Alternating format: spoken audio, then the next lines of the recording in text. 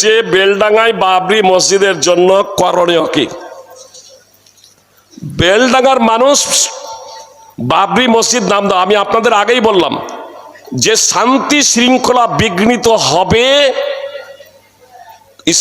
শান্তি শৃঙ্খলা বিঘ্নিত হবে এমন যদি কোনো বিষয় যদি হয়, আর ইসলামের কোনো কিছু মাইনাস বা বিয়োজন যদি না হয়, তাহলে সেই কাজটা করা যাবে না। রাসূলুল্লাহ শব্দটা মিটিয়ে দিলেন। দেখুন মুহাম্মদ সাল্লাল্লাহু আলাইহি সাল্লাম নিজ হাতে, জানছেন না কোথায় লেখা আছে, আলীকে বলছেন দেখিয়ে দাও, তাহলে আমাকে আমিও মিটিয়ে দিই। মুহাম্মদ সাল্লাল্লাহু আলাইহি সাল্লাম মিটিয়ে দিলেন শান্তি শৃঙ্খলা বজায় রাখার লক্ষ্য এবং উদ্দেশ্যে। বুঝতে পেরেছেন? শান্তি শৃঙ্খলা যদি বাবরি না দেওয়া হয়, মসজিদ নির্মাণ করা যাবে না বেলডাঙ্গাতে? কি বলছেন? মসজিদ তো নির্মাণ হবে, কিন্তু প্রচলিত রাজনীতি করা যাবে না, কোটি কোটি টাকা পাওয়া যাবে না। এখানে আপনি মসজিদে টাকা দেবেন না, আপনি ওখানে টাকা নিয়ে মাথায় ইট নিয়ে চলে যাচ্ছে। আবেগ, কেউ যদি ভাবে যে সোলেডাঙ্গার মাদ্রাসা, সোলেডাঙ্গায় মসজিদ যদি আমি নির্মাণ করি, সোলেডাঙ্গার মানুষ যদি ভাবে সোলেডাঙ্গায় মসজিদ নির্মাণের প্রয়োজন আছে, এখানে জনগণ আছে, মসজিদের নির্মাণ কাজ চলছে, আর তারপরে জনগণ যদি ভাবে এই সোলেডাঙ্গার মসজিদে টাকা না দিয়ে ওই বেলডাঙ্গায় বাবরি মসজিদ তৈরি হচ্ছে, ওই মসজিদে টাকা দিলে এক নেকি বেশি পাওয়া যাবে, তাহলে এটা হবে বেদাত, পাপ। বেলডাঙ্গায় যদি মসজিদ নির্মাণের প্রয়োজন হয়, বেলডাঙ্গার মানুষ ভাববে তো আগে মসজিদ নির্মাণ করার আগে জায়গা কিনবে। জি, মসজিদ নির্মাণ করার আগে জায়গা কিনবেন না? না, আমি মসজিদ নির্মাণ করব আর লোকের জায়গাতে গিয়ে ইট ফেলে দিয়ে এবার মসজিদ নির্মাণ করে নেবো, এটা চলবে? কি হচ্ছে ওখানে? জায়গা কিনা হয়েছে ওগুলো। একজন ব্যক্তি যখন আর জায়গা ঘেরতে লেগেছে, বলছে যার মসজিদ হয়তো দাঁড়া করা হবে না, ও গাদ্দারি করলো। তোমার কাছে এই জায়গা কিনে নিয়েছেন নাকি? না, ও বলেছে নাকি যে আমি মসজিদ এখানে দেবো তৈরি করতে? আল্লাহ তাআলা আমাদের হেদায়েত দান করুক। সুপ্রিয় ভাই এবং বোন, আপনাদের কাছে আমার বিনীত অনুরোধ, বিশেষ করে এই সোলেডাঙ্গা এবং এই এলাকার মানুষ, আপনাদের যে শিক্ষা প্রতিষ্ঠান, এই শিক্ষা প্রতিষ্ঠানকে বাঁচিয়ে রাখার দায়িত্ব এবং কর্তব্য আপনাদের সর্বাধিকার, সর্বাগ্রে। এজন্য এই প্রতিষ্ঠানকে বাঁচিয়ে রাখার জন্য আপনারা সর্বাত্মক প্রচেষ্টা করবেন, ছেলে মেয়েদেরকে দেবেন, শিখবেন। আলহামদুলিল্লাহ, আমি আগেই বললাম যে বর্তমানে মাদ্রাসা কমিটি এবং শিক্ষক মণ্ডলীরা তারা কঠোর পরিশ্রম করে একটা উন্নত মানের সিলেবাস তৈরি করেছেন, যার মাধ্যমে দিন এবং দুনিয়া উভয়টাই তারা শিখবেন, আমাদের ছেলে মেয়েরা শিখবে। আল্লাহ তাআলা আমাদের প্রত্যেকে পবিত্র কোরআন ও সুন্নাহ অনুযায়ী জীবনযাপন করার তৌফিক দান করেন, আমিন। আসসালামু আলাইকুম ওয়া রাহমাতুল্লাহি ওয়া বারাকাতুহু। সুপ্রিয় ভাতৃবৃন্দ, ভগিনীগণ, মসজিদ নির্মাণ করা অবশ্যই পুণ্যের কাজ। মসজিদ নির্মাণ করবেন। আপনারা দেখলেন মুহাম্মদ সাল্লাল্লাহু আলাইহি ওয়াসাল্লাম রাসূলুল্লাহ বাক্যটাও কেটে দিয়েছেন, বাক্যটাও মিটিয়ে দিলেন মুশরিকদের প্রতিবাদের কারণে, অমুসলমানদের প্রতিবাদের কারণে, শান্তি শৃঙ্খলা বজায় রাখার লক্ষ্য এবং উদ্দেশ্যে। বাবরি মসজিদের জায়গায় যখন রাম মন্দির বানানোর কথা যখন ঘোষণা যখন দেওয়া হয়, আমরা অনিচ্ছা সত্ত্বেও সেই বিষয়টাকে মেনে নিয়েছি না মেনে নেইনি? বিরহর হাইকোর্টে আর মামলা করিনি, মামলা করলাম না কেন? আমরা প্রতিবাদ করলাম না কেন? সুপ্রিয় ভাই এবং বোন, ওলামায়ে কেরাম বুঝেছেন শান্তি শৃঙ্খলা, যে একটা মসজিদকে নিয়ে যদি সার্বিকভাবে যুগ যুগ ধরে যদি রাজনীতি চলে, মানুষ যদি খুনোখুনি হয়, রক্তপাত হয়, তাহলে এ প্রয়োজন নেই। অবশ্যই ইসলামকে বিসর্জন দিতে হবে এমনটি না, ইসলামকে রক্ষার জন্য আমাকে আপনাকে সার্বিকভাবে আপনার শেষ রক্ত বিন্দু পর্যন্ত সংগ্রাম করে যাবে। মসজিদের প্রয়োজন আছে, হাজারো মসজিদ নির্মাণ করুন, কোনো সমস্যা নাই, কিন্তু বাবরি মসজিদ নাম দেওয়ার কি প্রয়োজন আপনার? তো আবেগ নিয়ে ছিনিম খেলা ছাড়া কোনো কিচ্ছু নাই। জি, কথা খুব মনোযোগ দিয়ে শুনবেন। মুমতাজুল ইরফানি কথা বলার পরে ক্ষমা চেয়েছে বলে এটা ভাববেন না ফাইজি সাহেবকেও ক্ষমা চাইতে হবে। জি না, হ্যাঁ, আমি যে কথাগুলো বলছি কোরআন এবং সুন্নাহর ভিত্তিতে যদি সেটা ভুল যদি হয়ে যায়, তাহলে ভুল প্রমাণ করবেন। আমি সার্বিকভাবে সারেন্ডার হতে প্রস্তুত, কিন্তু আমি যে কথা বলছি তা যদি কোরআন এবং সুন্নাহর যদি অনুকূল হয়, সারা শুধু একজন কেন, সারা পৃথিবীর মানুষ যদি একদিকে হয়ে যায়, তাহলে আমি আত্মসমর্পণ করতে প্রস্তুত না। তার কারণ আমি জানি মানুষের মৃত্যু নির্ধারিত সময় হবে, 1 সেকেন্ড আগেও না আর 1 সেকেন্ড পরেও না। সারা পৃথিবীর মানুষ যদি একটা দানা আমাকে বেশি খাওয়াবো মনে করে, এটা সম্ভব না। আর সারা পৃথিবীর মানুষ যদি আমার বিন্দু মাত্র ক্ষতি করবো মনে করে, এমন ক্ষতি যা আমার মুকদ্দারে লেখা নাই, যা আমার ললাটে লেখা নাই, যা আমার কপালে লেখা নাই, তবে আমার দৃঢ় বিশ্বাস সারা পৃথিবীর মানুষ মিলেও এটা পারবে না। এ কথা মুহাম্মদ সাল্লাল্লাহু আলাইহি সাল্লাম দ্ব্যর্থহীনভাবে ঘোষণা করে দিয়েছেন। সুনানে তিরমিজি হাদিস নম্বর 2516, রুফিয়াতিল আকলাম ওয়া সাফফাতিস সুহুফ। অবশ্য অন্যান্য হাদিসের প্রেক্ষাপটে কাফফারার যে নিয়ম, সেই কাফফারার দেবে, সেখানে আপনার ছাগলও দিতে পারে, ক্ষমতা না থাকলে 3 দিন রোজা রাখবে সুপ্রিয় ভ্রাতৃবৃন্দ, এবং 10 জন মিসকিনকে খাদ্য প্রদান করবে, বস্ত্র প্রদান করবে। আপনার কাফফারার যে নীতি রয়েছে সূরা মাইদা 5 নম্বর সূরার 90 নম্বর আয়াত তাফসীর সহ দ্রষ্টব্য। তো হাদিসে রাসূল সাল্লাল্লাহু আলাইহি সাল্লাম ওই মহিলাকে বললেন, মুসনাদ আহমদের 17793 নম্বর হাদিসে, যে সে যাতে সওয়ার হয়ে যায়, যানবাহনে চেপে যায়, দিয়া মসজিদ হারাম যায়, ওয়াল তুহদি বাদানা, এবং সে যাতে একটা উট ফিদিয়ে দিয়ে দেয়, কাফফারা স্বরূপ একটা উট ফিদিয়ে দেয়। কেন? আবেগ দিয়ে কোনো কিছু করার নাম ইসলাম নয়। মুহাম্মদ সাল্লাল্লাহু আলাইহি সাল্লাম হুদাইবিয়ার সন্ধির সময় আলী রাদিয়াল্লাহু তাআলা আনহুকে বললেন, আলী লেখো বিসমিল্লাহির রহমানির রহিম। তো সোহেল বিন আমর বলছে, আমরা রহমানকে জানি না, রহমানকে চিনি না, বিসমিল্লাহির রহমানির রহিম এই বাক্যটা সন্ধিপত্রে লেখা যাবে না। কোরআনে বিসমিল্লাহির রহমানির রহিম আছে না নাই? কোরআনে আছে, হাদিসে আছে। মুশরিকরা বলছে যে বিসমিল্লাহির রহমানির রহিম এটা লেখা যাবে না। হুদাইবিয়ার সন্ধির সময় সাহাবায়ে কেরাম হুদাইবিয়া নামক স্থানে যে মুসলমানের সংখ্যা ওই জায়গাতে বেশি, মুসলমানরা বলছেন যে না, বিসমিল্লাহির রহমানির রহিম লিখব, বিসমিল্লাহির রহমানির রহিম লিখব। নবী সাল্লাল্লাহু আলাইহি সাল্লাম বললেন, সোহেল বিন আমর মুশরিক রাজা বলেছিল যে বিসমিকা আল্লাহুম্মা লিখতে হবে, বিসমিকা আল্লাহুম্মা লিখতে হবে। মুহাম্মদ সাল্লাল্লাহু আলাইহি সাল্লাম সাহাব নিজে বলেছিলেন বিসমিল্লাহির রহমানির রহিম লিখতে হবে, সাহাবায়ে কেরাম বললেন বিসমিল্লাহির রহমানির রহিম লিখতে হবে। মুশরিক সোহেল বিন আমর তারা যেহেতু বলছে যে যদি বিসমিল্লাহির রহমানির রহিম লেখেন তাহলে সন্দেহ হবে না, লিখতে হবে বিসমিকা আল্লাহুম্মা। মুহাম্মদ সাল্লাল্লাহু আলাইহি সাল্লাম বাড়াবাড়ি করলেন না, শান্তি শৃঙ্খলা বজায় রাখার লক্ষ্য এবং উদ্দেশ্যে নির্দেশ দিলেন আলী রাদিয়াল্লাহু তাআলা আনহুকে, তুমি লেখো বিসমিকা আল্লাহুম্মা। যেহেতু এখানে শিরকের কোনো গন্ধ নেই, বিদাতের কোনো ছোঁয়া নেই, ইসলামের কোনো বিয়োজন নেই, বিসমিকা আল্লাহুম্মার অর্থ হচ্ছে হে আল্লাহ তোমার নাম দিয়ে আরম্ভ করিতেছি। যদি এ বাক্যটাই যদি লেখা হয় তাহলে সমস্যা কোনো কিছু নেই, আল্লাহর নাম দিয়েই তো আরম্ভ করা হচ্ছে। শান্তি শৃঙ্খলা বজায় রাখার লক্ষ্য এবং উদ্দেশ্যে মুহাম্মদ সাল্লাল্লাহু আলাইহি সাল্লাম জিদ করলেন না যে না, বিসমিল্লাহির রহমানির রহিম লিখতে হবে। মুহাম্মদ সাল্লাল্লাহু আলাইহি সাল্লাম আলীকে বলছেন, লেখো সন্ধিপত্রে মুহাম্মাদুর রাসূলুল্লাহ, মুহাম্মাদুর রাসূলুল্লাহ লেখো। মুহাম্মদ সাল্লাল্লাহু আলাইহি সাল্লাম মুহাম্মাদুর রাসূলুল্লাহ লিখতে বলেছেন, আলী রাদিয়াল্লাহু তাআলা আনহু লিখে ফেলেছেন। যে সহিহ বুখারী এবং মুসলিমের হাদিস, মুসনাদ আহমদের হাদিস রয়েছে, আলী রাদিয়াল্লাহু তাআলা আনহু লিখে ফেলেছেন। আর এবার ফের সোহেল বিন আমর সহ মুশরিকরা প্রতিবাদ করে বসলো, আপনাকে যদি আমরা রাসূলুল্লাহ হিসেবে মেনে নেব, আল্লাহর রাসূল হিসেবে যদি আমরা স্বীকৃতি প্রদান করব, তাহলে প্রতিবাদ করব কেন? তাহলে আপনার সাথে ঝামেলা করব কেন? আপনার সাথে আপনার বিরুদ্ধাচরণ করব কেন? আপনাকে তো আমরা আল্লাহর রাসূল মানি না। অতএব রাসূলুল্লাহ এই বাক্যটা লেখা যাবে না, লিখতে হবে মুহাম্মদ বিন আব্দুল্লাহ। মুহাম্মদ সাল্লাল্লাহু আলাইহি সাল্লাম এই বাক্যই লিখতে বললেন। আলী রাদিয়াল্লাহু তাআলা আনহু বলছেন, আলী রাসূলুল্লাহ মিটিয়ে দাও, ও ভাই রাসূলুল্লাহ, এই রাসূলুল্লাহ বাক্যটা মিটিয়ে দাও। জি, মুহাম্মদ রাসূলুল্লাহ যখন এটা বলতেন আমহু রাসূলুল্লাহ, আর নাহলে যদি এর মিটাও উমহু রাসূলুল্লাহ, রাসূলুল্লাহ বাক্যটা মিটিয়ে দাও। আলী রাদিয়াল্লাহু তাআলা আনহু বলছেন, আল্লাহর কসম করে বলছি, আল্লাহ রাসূল এই বাক্যটা আমার দ্বারা মেটানো সম্ভব নয়। আল্লাহ রাসূল সাল্লাল্লাহু আলাইহি সাল্লাম, আল্লাহ রাসূল বলছেন আলী মিটিয়ে দাও। তো রাসূল সাল্লাল্লাহু আলাইহি সাল্লামকে আলী জবাব দিচ্ছেন, আল্লাহর কসম করে বলছি এই বাক্যটা আমার দ্বারা মেটানো সম্ভব নয়। মুহাম্মদ সাল্লাল্লাহু আলাইহি সাল্লাম বলছেন, ফারিনি, বাক্যটা আছে কোথায়? বাক্যটা আছে কোথায় আমাকে একটু দেখিয়ে দাও। ফারিনি। মুহাম্মদ সাল্লাল্লাহু আলাইহি সাল্লামের নবী হওয়াকে কতদিন হয়েছে জানেন? 18 বছর অতিক্রান্ত হয়েছে। 19 বছরে পদার্পণ করেছেন। মোহাম্মদ সাল্লাল্লাহু আলাইহি সাল্লামের নবী হওয়াকে 18 বছর অতিবাহিত হয়ে গেছে, 19 বছর রানিং। এই 19 বছর রানিং মোহাম্মদ সাল্লাল্লাহু আলাইহি সাল্লামের নবী হওয়াকে হয়েছে। কোরআনের অনেক সূরা অবতীর্ণ হয়ে গেছে। সুপ্রিয় ভ্রাতৃবৃন্দ ভগ্নীগণ, অনেক কোরআনের সূরা অবতীর্ণ হয়ে গেছে। এখন পর্যন্ত মোহাম্মদ সাল্লাল্লাহু আলাইহি সাল্লাম অক্ষর জ্ঞান তার ছিল না, তার বর্ণ জ্ঞান ছিল না।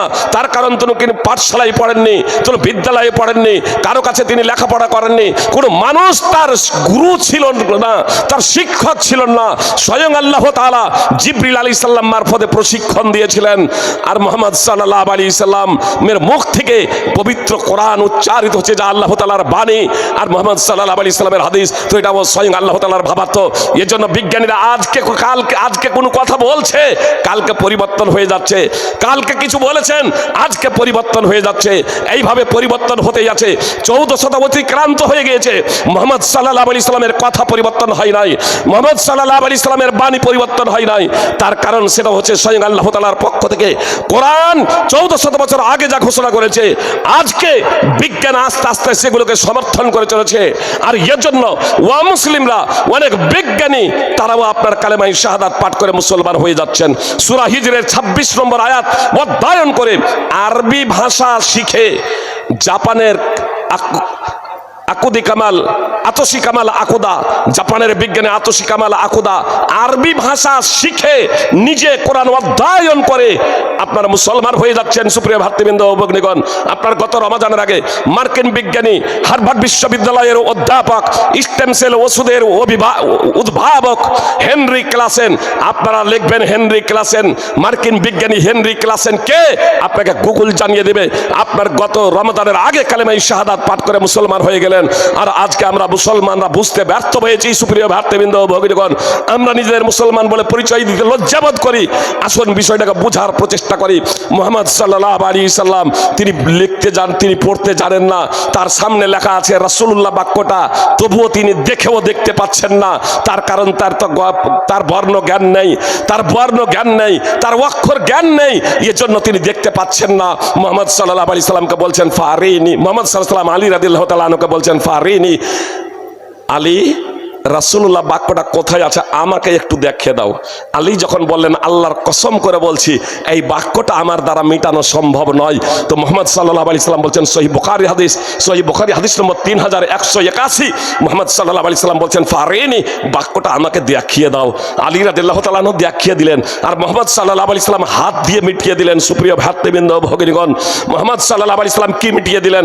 রাসূলুল্লাহ বাক্যটা মিটিয়ে দিলেন। মুহাম্মদ সাল্লাল্লাহু আলাইহি সাল্লাম বললেন, ওয়াল্লাহি আনা মুহাম্মদ বিন আব্দুল্লাহ, ওয়াল্লাহি আনা রাসূলুল্লাহ, আল্লাহর কসম করে বলছি আমি আব্দুল্লাহর পুত্র মুহাম্মদ, আল্লাহর কসম করে বলছি আমি রাসূলুল্লাহ, আমি রাসূলুল্লাহ। শান্তি শৃঙ্খলা বজায় রাখার লক্ষ্য এবং উদ্দেশ্যে যে সন্ধিপত্রে লেখা হোক আর না হোক, সন্ধিপত্রে লেখা হোক আর না হোক, মুহাম্মদ সাল্লাল্লাহু আলাইহি সাল্লাম আল্লাহর রাসূল না আল্লাহর রাসূল না? সন্ধিপত্রে লিখলেই রাসূলুল্লাহ হবেন? প্ল্যাকার্ডে আপনার আই লাভ মোহাম্মদ লিখলেই মোহাম্মদ সাল্লাল্লাহু আলাইহি সাল্লামকে ভালোবাসা হবে? জি কখনো না। আপনার লক্ষ লক্ষ মুসলমান বলেন আই লাভ মোহাম্মদ, মোহাম্মদ তারা মুসলমান, তারা ইমানদার।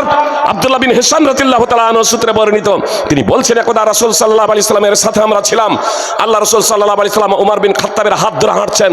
তখন ওমর রাদিয়াল্লাহু তাআলা আনহু বলছেন, আল্লাহ রাসূল আপনাকে আমি সব থেকে ভালোবাসি, শুধু ভালোবাসি না সব থেকে ভালোবাসি, জি সব থেকে ভালোবাসি, তবে আমার এই জান থেকে না, আমার এই সত্তা থেকে না।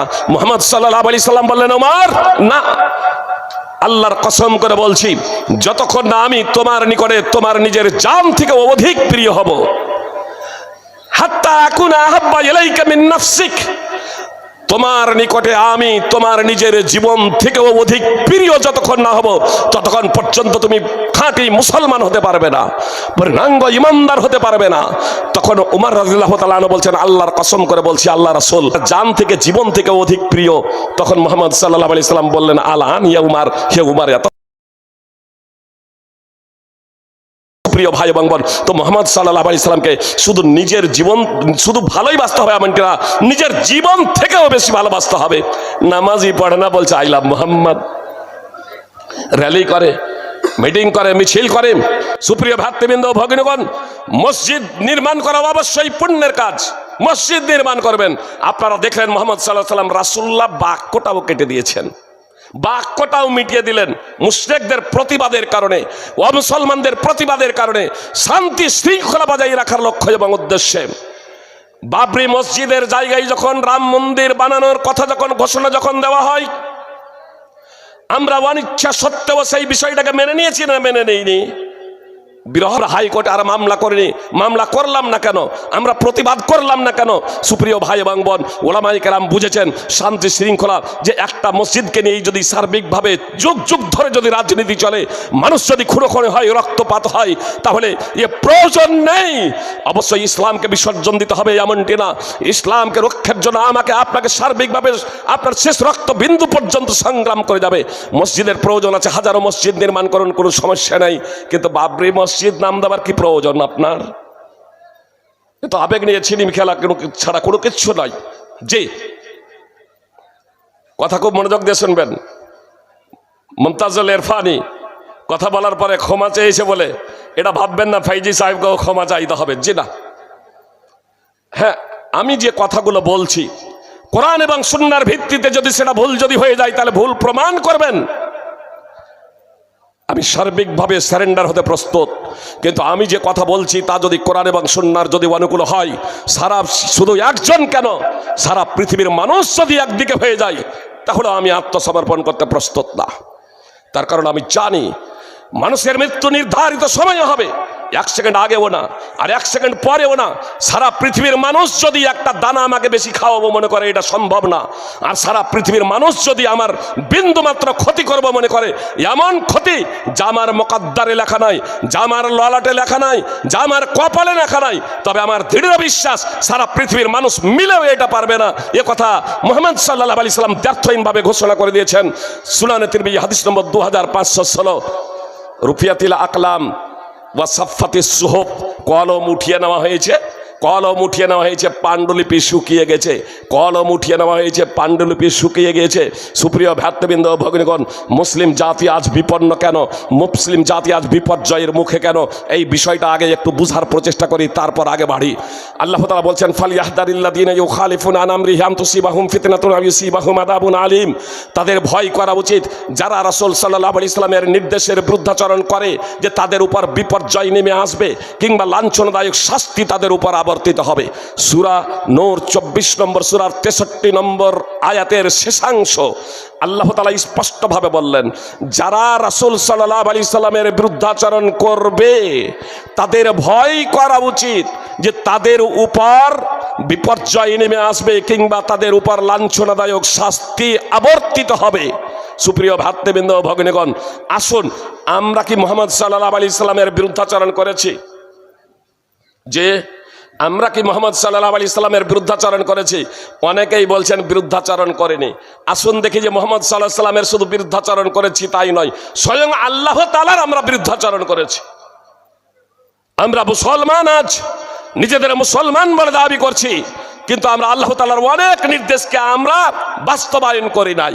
আসুন দেখি মুহাম্মদ সাল্লাল্লাহু আলাইহি সাল্লামের নির্দেশকে, মুহাম্মদ সাল্লাল্লাহু আলাইহি সাল্লামের নির্দেশকে হালকাভাবে নেওয়ার পরিণতি কি হয়েছিল। উহুদের যুদ্ধে মুহাম্মদ সাল্লাল্লাহু আলাইহি সাল্লাম আব্দুল্লাহ বিন জুবাইর রাদিয়াল্লাহু তাআলা আনহুর নেতৃত্বে উহুদ পাহাড়ের চূড়ায় 50 জন সাহাবীকে পাঠিয়ে দিলেন এই বার্তা দিয়ে, সহিহ বুখারী হাদিস, যদি আমাদেরকে পাখি দিয়ে ছো মেরে নিয়ে যায় তাহলেও আমাদের সঙ্গ দেবে না। আর মুসনাদ আহমদের হাদিস, যদি আমাদেরকে হত্যা করা হয়, কেটে ফেলা, আমাদেরকে হত্যা করা হয়, মার্ডার করা হয়, তাহলে আমাদের সাহায্য সহায়তার জন্য এগিয়ে আসবে না ততক্ষণ পর্যন্ত যতক্ষণ না তোমাদের কাছে দ্বিতীয় বার্তা যাবে। আর যদি দেখো যে আমরা শত্রুদের পর্যদস্ত করেছি, শত্রুদেরকে পদদলিত করেছি, পরাজিত করেছি, তারা যুদ্ধের ময়দান ছেড়ে পালাচ্ছে, তাদের ছেড়ে যাওয়া গনিমতের মাল আমরা সংগ্রহ করছি, তাহলেও তোমরা সঙ্গ দেবে না গনিমতের মাল সংগ্রহ করার জন্যে ততক্ষণ পর্যন্ত যতক্ষণ না তোমাদের কাছে দ্বিতীয় বার্তা যাবে। অর্থাৎ মুহাম্মদ সাল্লাল্লাহু আলাইহি সাল্লাম এ কথা দ্ব্যর্থহীনভাবে তাদের ঘোষণা করলেন, সর্ব অবস্থায় জয় পরাজয় উভয় অবস্থাতে তোমরা পাহাড়ের চূড়াতেই থাকবে, দ্বিতীয় বার্তা না যাওয়া পর্যন্ত পাহাড়ের চূড়া থেকে নামবে না। উহুদ যুদ্ধের প্রারম্ভেই ইসলামের জয় জয়কার, ইসলামের জয় জয়কার। মুশরিকরা যুদ্ধের ময়দান ছেড়ে পালাচ্ছে, তাদের ছেড়ে যাওয়া গনিমতের মাল সাহাবায়ে কেরাম সংগ্রহ করছেন। পাহাড়ের চূড়ায় যারা ছিলেন তারা এবার আপসে বলাবলি করছেন, আর কিসের অপেক্ষা, এখন আমরা যাই, আমরাও গনিমতের মাল সংগ্রহ করি। যিনি আমির ছিলেন, যিনি নেতা ছিলেন, তিনি স্মরণ করিয়ে দিলেন মুহাম্মদ সাল্লাল্লাহু আলাইহি সাল্লামের ওয়ামিয়া মুখনিসৃত বাণী, আনাসিতুম মা ক্বালা লাকুম রাসূলুল্লাহ সাল্লাল্লাহু আলাইহি সাল্লাম, তোমরা কি ভুলে গিয়েছো রাসূল সাল্লাল্লাহু আলাইহি সাল্লামের ওয়ামিয়া মুখনিসৃত বাণী। মুহাম্মদ সাল্লাল্লাহু আলাইহি সাল্লামের এই বাণী স্মরণ করিয়ে দেওয়া সত্ত্বেও পাহাড়ের চূড়া থেকে সিংহভাগ সাহাবী নেমে গিয়েছিলেন। পরিণতি কি হয়েছিল আপনাদের সকলেরই জানা। জয় যুদ্ধ বিজয়ের রূপ ধারণ করেছিল সাময়িকভাবে, 70 জন সাহাবী শহীদ হয়ে গিয়েছিলেন, স্বয়ং মুহাম্মদ সাল্লাল্লাহু আলাইহি সাল্লাম আহত হয়েছিলেন, মুহাম্মদ সাল্লাল্লাহু আলাইহি সাল্লামের পবিত্র দাঁত ভেঙে গিয়েছিল। সুপ্রিয় ভাই এবং বোন, সহিহ বুখারী হাদিস নম্বর 3039 এবং 4043, মুসনাদ আহমদ হাদিস নম্বর 2609। এই প্রেক্ষাপটে আল্লাহ তাআলা পবিত্র কোরআন আয়াত অবতীর্ণ করলেন, ওয়ালা তাহিনু ওয়ালা তাহজানু আনতুমুল আ'লাউনা ইন কুনতুম মুমিনিন, তোমরা হীন মনোবল হয়েও না, তোমরা সাহস হারা হয়ে যেও না, তোমরা দুঃখিত হয়েও না, তোমরাই বিজয়ী হবে, তোমরাই জয়ী হবে যদি তোমরা ঈমানদার হও। সূরা আলে ইমরান 3 নম্বর সূরার 139 নম্বর আয়াত। সাহাবায়ে কেরাম ঈমানদার ছিলেন না? ঈমানদার তো, তারপরেও এ কথা কেন বললেন যে তোমরা যদি ঈমানদার হও তোমরাই বিজয় হবে, তোমরা যদি ঈমানদার হও তোমরাই জয় হবে? কি করেছিলেন? মুহাম্মদ সাল্লাল্লাহু আলাইহি সাল্লামকে রাসূল হিসেবে মানবেন না এমনটি তাদের কথা তো ছিল না, রাসূল হিসেবে মানেননি এমনটিও নয়। মুহাম্মদ সাল্লাল্লাহু আলাইহি সাল্লামের একটা নির্দেশকে হালকাভাবে নেওয়ার পরিণতি কি হয়েছিল যে মুহাম্মদ সাল্লাল্লাহু আলাইহি সাল্লামের একটা নির্দেশকে হালকাভাবে নেওয়ার পরিণতি হলো বিজয়ী যুদ্ধ পরাজয়ের রূপ ধারণ করলো। আজকে আমরা আল্লাহ তাআলার হাজার হাজার নির্দেশকেও বাস্তবায়ন করি না, স্বয়ং মুহাম্মদ সাল্লাল্লাহু আলাইহি সাল্লামের নির্দেশকে বাস্তবায়ন করি না, মুসলিম জাতি বিপন্নের সম্মুখীন হবে না, মুসলিম জাতির উপরে বিপর্যয় নেমে আসবে না। মুহাম্মদ সাল্লাল্লাহু আলাইহি সাল্লাম বলেছেন, ওয়ালাম ইয়ানকুদু আহদাল্লাহি ওয়া আহদা রাসূলিহি ইল্লা সাল্লাল্লাহু আলাইহি ওয়া মিন গায়রিহিম ফাআখাযু বাযা মা ফি আইদিহিম ওয়া মা লাম তাহকুম আইম্মাতুহুম বিকিতাবিল্লাহি ওয়া ইয়াতাখায়্যারু মিম্মা আনজালাল্লাহু ইল্লা জাআলাল্লাহু বাসাহু করলো। তারপরে এখন মুসলমানরা নিজেদের অস্তিত্ব নিয়ে সংকটে ভোগে কেন? বিষয়টা বুঝতে পারছেন না। ইসলামের চুক্তি লঙ্ঘন করবে। আমরা কি চুক্তি লঙ্ঘন করেছি? আমাদের কি চুক্তি ছিল? আমরা পড়েছি কালেমায়ে শাহাদাত, আশহাদু আল্লা ইলাহা ইল্লাল্লাহ ওয়া আশহাদু আন্না মুহাম্মাদান আবদুর রাসূলুহ। এর তাৎপর্য হচ্ছে যে আমি সাক্ষ্য দিচ্ছি আল্লাহ ছাড়া সত্য কোনো উপাস্য নেই, অর্থাৎ একমাত্র আমরা আল্লাহরই উপাসনা করব, আল্লাহরই দাসত্ব করব, একমাত্র আল্লাহরই ইবাদত করব। আমরা কয়জন মুসলমান আজকে এটা করছি? যে ইবাদতের মধ্যে অন্যতম ইবাদত হচ্ছে সালাত প্রতিষ্ঠা করা, নামাজ আদায় করা। শতকরা 5 জন মুসলমান হয়তো নামাজ পড়ি, বাকিগুলো শিরক এবং কুফরে জর্জরিত। তো এদের উপরে বিপর্যয় নেমে আসবে না? তার কি আসবে? বলবেন এই ভালো মানুষগুলোর কুফরে কেন নেমে আসে? যখন আল্লাহ তাআলার বিপর্যয় নেমে আসে তো ভালো মানুষগুলোর উপরে আসে পরীক্ষা স্বরূপ এদের মর্যাদা বৃদ্ধির জন্য। দেখলেন না কিছু সাহাবা ভুল করলেন, তো মুহাম্মদ সাল্লাল্লাহু আলাইহি সাল্লামের দাঁত ভেঙে গেল। মুহাম্মদ সাল্লাল্লাহু আলাইহি সাল্লামের ভুল ছিল না। আখিরাতে মৃত্যুর উপরে যারা সৎ ঈমানদার আল্লাহ ভীরু, তাদের কোনো ভয় থাকবে না, তারা সদা সর্বদা বিজয়ী হবে, সুখ এবং শান্তি লাভ করবে, আল্লাহ তাআলার সন্তুষ্টি অর্জনে ধৈর্য হবে এবং জাহান্নামের আগুন থেকে তারা পরিত্রাণ পাবে, মুক্তি পাবে, জাহান্নামের শাস্তি থেকে তারা পরিত্রাণ পাবে। সুপ্রিয় ভ্রাতৃবৃন্দ ভগ্নীগণ, কিন্তু পার্থিব জগতে আপনার বিপদের সম্মুখীন হবে, এটাই স্বাভাবিক। সুপ্রিয় ভ্রাতৃবৃন্দ ভগ্নীগণ, আসলে আমরা অনেক সময় আবেগ দিয়ে কাজ করি, অনেকে ইসলাম সম্পর্কে যথাযথভাবে জ্ঞান রাখি না। এর অন্যতম কারণ হলো একটা, যেমন ছিল ধর্মের মধ্যে বাড়াবাড়ি, তো ধর্মের মধ্যে বাড়াবাড়ি এক আমরা দেখলাম। আর একটা হচ্ছে সব থেকে যেটা বড় বিপজ্জনক, তা হচ্ছে আল জাহালাত, অজ্ঞতা। ইসলামের সঠিক জ্ঞান না থাকার কারণে আজকে আমরা নানা সমস্যার সম্মুখীন। পার্থিব বিষয়ে আমাদের জ্ঞান আছে। সুপ্রিয় ভ্রাতৃবৃন্দ, কথা একটু মনোযোগ দিয়ে, ভ্রাতৃবৃন্দ ভগ্নীগণ কথা একটু মনোযোগ দিয়ে শুনবেন।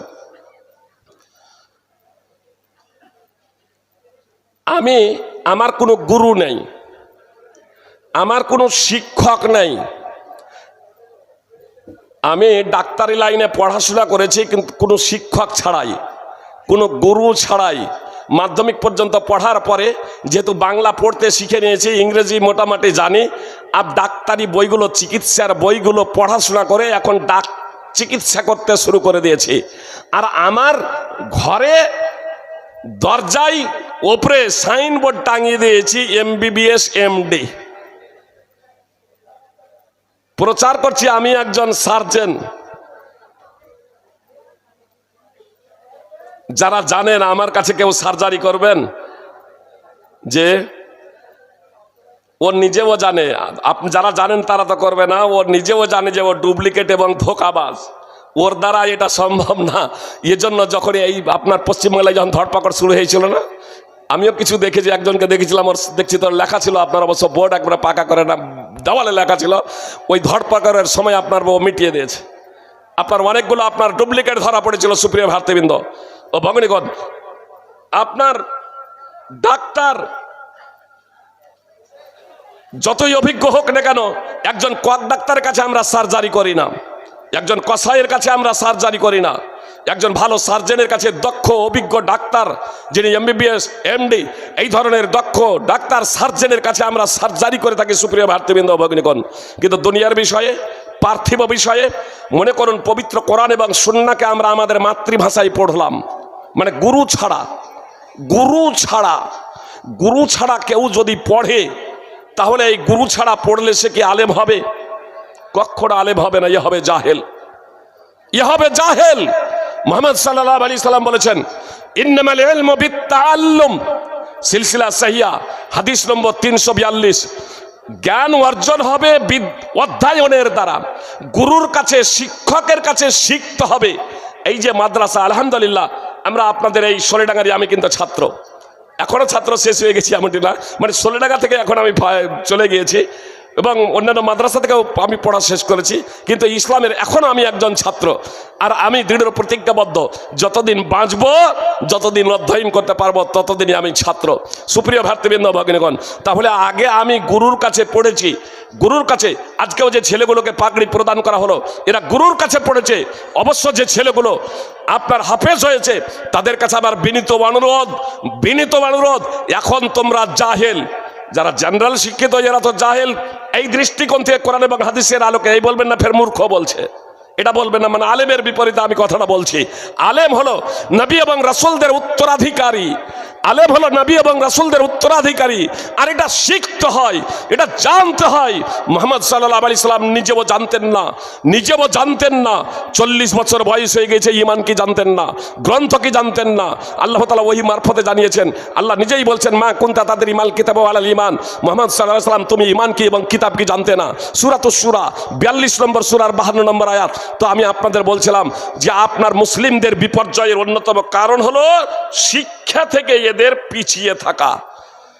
দিন দুনিয়া উভয় ক্ষেত্রে মুসলিম জাতি আজ শিক্ষা থেকে পিছিয়ে, দিন দুনিয়া উভয় ক্ষেত্রেই আমাদেরকে শিক্ষা করতে হবে, জ্ঞানার্জন করতে হবে। যেখানে ইসলামের প্রথম নবী থেকে নিয়ে শেষ নবী, প্রথম মানুষ, সমস্ত সৃষ্টির উপরে যে মানুষকে শ্রেষ্ঠত্বের আসনে বসানো হয়েছিল, সেটাও শিক্ষার কারণে। ওয়াল্লামা আদামাল আসমা কুল্লাহা, সূরা বাকারা 2 নম্বর সূরার 31 নম্বর আয়াত।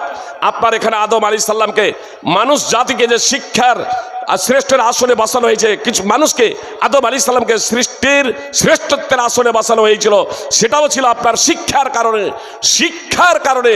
আর এই শিক্ষাটা কিন্তু আপনার তৌহিদের শিক্ষা ছিল না, নামাজ রোজা ইত্যাদির শিক্ষা আপনার ছিল না, শুধু নামাজ রোজা বা তৌহিদ ইত্যাদির শিক্ষা ছিল না।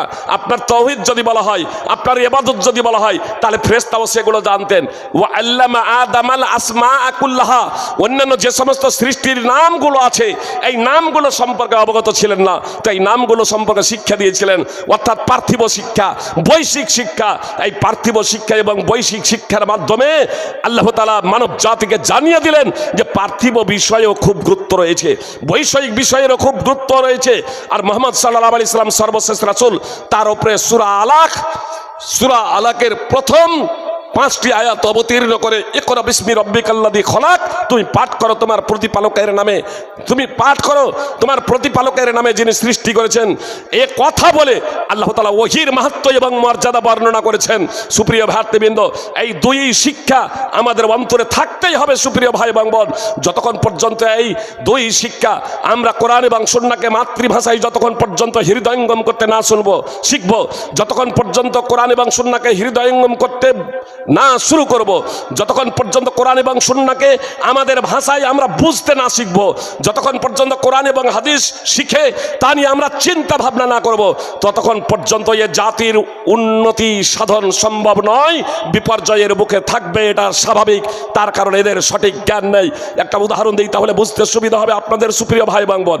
মুহাম্মদ সাল্লাল্লাহু আলাইহি সাল্লাম যেহেতু কোরআন সম্পর্কে বেশি জ্ঞান রাখতেন, আল্লাহ সম্পর্কে সব থেকে বেশি জ্ঞান রাখতেন, আল্লাহর পরিচয় সম্পর্কে সব থেকে বেশি জ্ঞান রাখতেন, জান্নাত স্বচক্ষে দর্শন করেছিলেন, জাহান্নাম স্বচক্ষে দর্শন করেছিলেন, এর জন্য তিনি কত ইবাদত করতেন জানেন?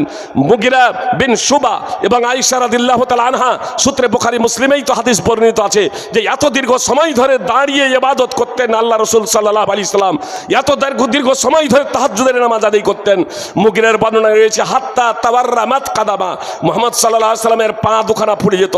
আর আয়েশা রাদিয়াল্লাহু তাআলা আনহার বর্ণনা রয়েছে হাত্তা তাতাফাত্তারা কাদামা, মুহাম্মদ সাল্লাল্লাহু আলাইহি সাল্লামের পা দুখানা ফেটে যেত। জিজ্ঞেস করা হলে যে আপনার আগের পরের সব গুনাহ মাফ, সূরা ফাত 48 নম্বর সূরার 2 নম্বর আয়াতে আল্লাহ তাআলা মুহাম্মদ সাল্লাল্লাহু আলাইহি সাল্লামের সব গুনাহ আগের পরের মাফ করে দিয়েছেন। জিজ্ঞেস করা হলো আপনার আগের পরের সব গুনাহ মাফ, এমনটি করেন কেন, অর্থাৎ এত কষ্ট করেন কেন? তো মুহাম্মদ সাল্লাল্লাহু আলাইহি সাল্লাম বলেছিলেন আফালা উহিব্বু আন আকুনা আবদান শাকুরা।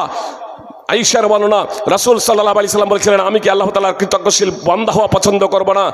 আর সহিহ ইবনে হিব্বানে আছে সুপ্রিয় ভাতৃবৃন্দ ও ভগ্নীগণ, রাসূল সাল্লাল্লাহু আলাইহি সাল্লাম একদা রাত্রের গভীর অংশে বলছেন জারিনি আতাবাদুল লাইলাতা লিরাব্বি, হে আয়েশা তুমি আমাকে এই রাতের অংশে তুমি আমাকে ছাড়ো, আমার ইবাদতের জন্য আমি দাঁড়িয়ে যাই, আমার রবের জন্য আমি দাঁড়িয়ে যাই, আমার রবের জন্য আমি এখন এই রাতের অংশে ইবাদত করি, ইবাদতে মগ্ন হব। সুপ্রিয় ভাই এবং বোন, রাসূল সাল্লাল্লাহু আলাইহি সাল্লামের অনেকগুলো স্ত্রী ছিল, এক সপ্তাহ থেকেও বেশি অতিক্রান্ত হয়ে যেত। 8 দিন 9 দিন পরে একটা স্ত্রীর কাছে বাড়ি আসতো। আয়েশা রাদিয়াল্লাহু তাআলা আনহাই ছিলেন একমাত্র আল্লাহ রাসূল সাল্লাল্লাহু আলাইহি সাল্লামের স্ত্রী। তার বাড়িতে বিছানায় রাতে শুয়ে আছেন, এক জায়গায় দুজনে এক বিছানায় শুয়ে আছেন। আয়েশাকে বলছেন আয়েশা তুমি আমাকে ছাড়ো, আমার প্রভুর আমি এখন ইবাদত করি রাতের এই অংশে। আমার মা বোনেরা কথা আপনারা খুব মনোযোগ দিয়ে শুনুন এবং ভাইয়েরাও কথা মনোযোগ দিয়ে শুনুন। আল্লাহ রাসূল সাল্লাল্লাহু আলাইহি সাল্লামকে আয়েশা রাদিয়াল্লাহু তাআলা আনহা বলছেন ওয়াল্লাহি ইন্নী উহিব্বু কুরবাক, আল্লাহর কসম করে বলছি আল্লাহ রাসূল সাল্লাল্লাহু আলাইহি সাল্লাম আমি আপনার নৈকট্য পছন্দ করি, আমি আপনার সাহচর্য পছন্দ করি, আমি চাই যে আপনি আমার বিছানায় থাকুন, আপনার বিছানায় আপনার পাশে আমি শুয়ে থাকতে চাই, এটা আমার পছন্দনীয়। ওয়া উহিব্বু মা সাররাক, কিন্তু আমি এটাও পছন্দ করি যা আপনাকে আনন্দ দেয়, যাতে আপনি খুশি হবেন সেই জিনিসটা আমি পছন্দ করি। মা আয়েশা বলছেন আপনার নৈকট্য পছন্দ করি আল্লাহর কসম করে বলছি, কিন্তু আমি এটাও পছন্দ করি যা আপনাকে আনন্দ দেয়, যাতে আপনি খুশি হবেন সেটাও আমার পছন্দনীয়। অতএব আপনার পছন্দনীয় যদি এটাই যদি হয় যে রাতের এই অংশে আপনি দাঁড়াবেন আল্লাহর ইবাদতে, তো আপনি দাঁড়িয়ে যান, আল্লাহর ইবাদতে মগ্ন হয়ে যান। আপনার যেহেতু এটা পছন্দ, আমার ব্যক্তিগত পছন্দকে বিসর্জন দিয়ে আপনার যা পছন্দ সেটাও আমার পছন্দ, সেটাই আপনাকে যা আনন্দ দিবে সেই জিনিসটাও আমার জন্য আনন্দদায়ক। অতএব আপনি দাঁড়িয়ে যান, আল্লাহর ইবাদতে মগ্ন হয়ে যান। মুহাম্মদ সাল্লাল্লাহু আলাইহি সাল্লাম দাঁড়িয়ে গেলেন, আল্লাহর ইবাদত করছেন। ফালাম ইয়াজাল ইয়াবকি, অব্যাহত ধারায় কেঁদে চলেছেন। ফালাম ইয়াজাল ইয়াবকি, অব্যাহত ধারায় কেঁদে চলেছেন। হাত্তা বাল্লা লিহিয়াতুহু, দাড়ি ভিজে গেল। অগ্র পশ্চাতের গুনাহ মাপ, এত ইবাদত করার কি প্রয়োজন? ফালাম ইয়াজাল ইয়াবকি, অব্যাহত ধারায় কেঁদে চলেছেন। হাত্তা পাল্লাল আর্থ, চোখের অশ্রু দ্বারা মাটি সিক্ত হয়ে গেল, চোখের পানি দ্বারা মাটি ভিজে গেল। ফজরের সময় হলে বেলাল রাদিয়াল্লাহু তাআলা আনহু এসে ডাক দিচ্ছেন, আল্লাহু আকবার, আল্লাহু আকবার। ফজরের আজান দিচ্ছেন। ফজরের আজান দিয়ে দেখছেন মুহাম্মদ সাল্লাল্লাহু আলাইহি সাল্লাম অঝর নয়নে কান্না করছেন। বেলাল রাদিয়াল্লাহু তাআলা আনহু বলছেন, লিমা তাবকি ইয়া রাসূলুল্লাহ, হি আল্লাহ রাসূল, আপনি কাঁদেন কেন? আপনার তো আগের পরের সব গুনাহ মাপ, আপনার তো আগের পরের সব গুনাহ মাপ, আপনি এত ক্রন্দন করেন কেন? তো মুহাম্মদ সাল্লাল্লাহু আলাইহি সাল্লাম বলছেন, রাত্রে আমার উপরে আয়াত অবতীর্ণ হয়েছে, রাত্রে আমার উপরে আয়াত অবতীর্ণ হয়েছে, ওয়াইলুল লিমান কারাহা ওয়া লাম ইয়াতাফাক্কার ফিহা। তারপরে রাসূল সাল্লাল্লাহু আলাইহি সাল্লাম সূরা আলে ইমরানের 3 নম্বর সূরার 190 নম্বর আয়াত তেলাওয়াত করলেন। রাসূল সাল্লাল্লাহু আলাইহি সাল্লাম বললেন, ওয়াইলুল লিমান কারাহা ওয়া লাম ইয়াতাফাক্কার ফিহা, এটা যে পড়বে, কোরআনের আয়াত পড়বে আর তা নিয়ে চিন্তা ভাবনা করবে না, তা নিয়ে গবেষণা করবে না, তার জন্য ধ্বংস, তার জন্য ধ্বংস। সহিহ ইবনে হিব্বান হাদিস, সহিহ হাদিস নম্বর 620। সুপ্রিয় ভাই এবং বোন, অজ্ঞতা, জিহালাত, মুহাম্মদ সাল্লাল্লাহু আলাইহি সাল্লাম বলেছেন, খুব পয়েন্টটা সামনে, খুব পয়েন্টটা একবারে খুব সংক্ষেপে আপনাদের সামনে বলি। মুহাম্মদ সাল্লাল্লাহু আলাইহি সাল্লাম বলেছেন, যা এলমকে উঠিয়ে নেওয়া হবে, বান্দার অন্তর থেকে এলমকে আল্লাহ ছিনিয়ে নেবেন এমনটি না, বরং আলেমদের উঠিয়ে নেওয়ার মাধ্যমে এলমকে উঠিয়ে নেওয়া হবে। কি বললেন? আল্লাহ এলমকে উঠিয়ে নেবেন কিসের মাধ্যমে? আলেমদের উঠিয়ে নেওয়ার মাধ্যমে এলমকে উঠিয়ে নেবেন। হাত্তা ইদা লাম ইউবকি আলেমা, অবশেষে যখন কোনো আলেম থাকবে না, ইত্তাখাযা নাস রুসান জুহালা, তখন জনগণ, লোকেরা জাহেলদেরকে নেতা বানাবে, জাহেলদেরকে নেতা বানাবে। ফাসুইলু, তারা জিজ্ঞাসিত হবে, ফাআফতাউ বিগাইরি ইলমিন ফাদাল্লু আদাল্লু, তারা বিনা ইলমে, কোরআন হাদিসের যথার্থ জ্ঞান না থাকা সত্ত্বেও তারা ফতোয়া প্রদান করবে, তারা নিজেরাও পথভ্রষ্ট হবে, ফতোয়া দেবে লোকেদের, তাদেরকেও ফতোয়া দিয়ে পথভ্রষ্ট করবে। সহিহ বুখারী হাদিস নম্বর 100, সহিহ বুখারী হাদিস নম্বর 7307, সহিহ মুসলিম সহ বিভিন্ন হাদিস গ্রন্থে হাদিস আছে। সুপ্রিয় ভাতৃবৃন্দ, ভগ্নীগণ, বলবেন যে ফাইজি সাহেব বিষয়টা আমাদের বুঝে এলো না। আগে একটা সোলেডাঙ্গা মাদ্রাসা ছিল, আজকে অনেকগুলো মাদ্রাসা হয়েছে। সোলেডাঙ্গা মাদ্রাসা সব থেকে পুরাতন মাদ্রাসা আমার জানা মতো এলাকায়। সোলেডাঙ্গা মাদ্রাসা সব থেকে পুরাতন মাদ্রাসা। এখন অনেকগুলো মাদ্রাসা হয়েছে। আগে একটা দুটো আলেম ছিল, এখন শত শত আলেম হয়েছে। তাহলে কি এই সবগুলো আলেম একদিনই মরে যাবে না কি ব্যাপার? আগে কম বক্তা ছিল, আর এখন তো হাজার হাজার বক্তা, হাজার হাজার বক্তা। তো ইসলাম উঠে যাবে কেমনে? এলম উঠে যাবে কেমনে? এলম উঠে যাবে কেমনে? আসুন এই বিষয়টাকে বোঝার প্রচেষ্টা করি। জিয়াদ বিন লাবিদ সূত্রে বর্ণিত, রাসূল সাল্লাল্লাহু আলাইহি সাল্লাম বলেছেন, জিয়াদ বিন লাবিদ সূত্রে বর্ণিত, রাসূল সাল্লাল্লাহু আলাইহি সাল্লাম একদা কিছু বিষয়ের বর্ণনা করলেন, তারপরে বললেন এই বিষয়টা হচ্ছে সেই সময়ের যখন ইলমকে উঠিয়ে নেওয়া হবে, জ্ঞানকে উঠিয়ে নেওয়া হবে, ওহীর জ্ঞান, কোরআন এবং সুন্নাহর জ্ঞানকে যখন উঠিয়ে নেওয়া হবে।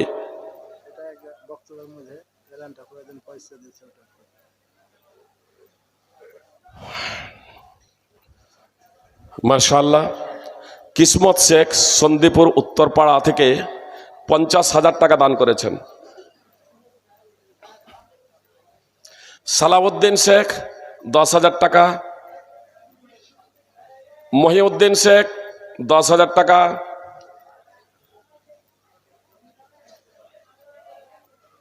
বহরমপুর থেকে, জি বহরমপুর হসপিটাল থেকে, জি মহিউদ্দিন শেখ 10,000 টাকা বহরমপুর হসপিটাল থেকে।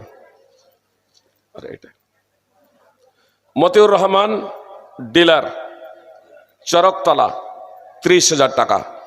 আল্লাহ তুমি তাদের সকলের দানকে কবুল করো, তার উত্তম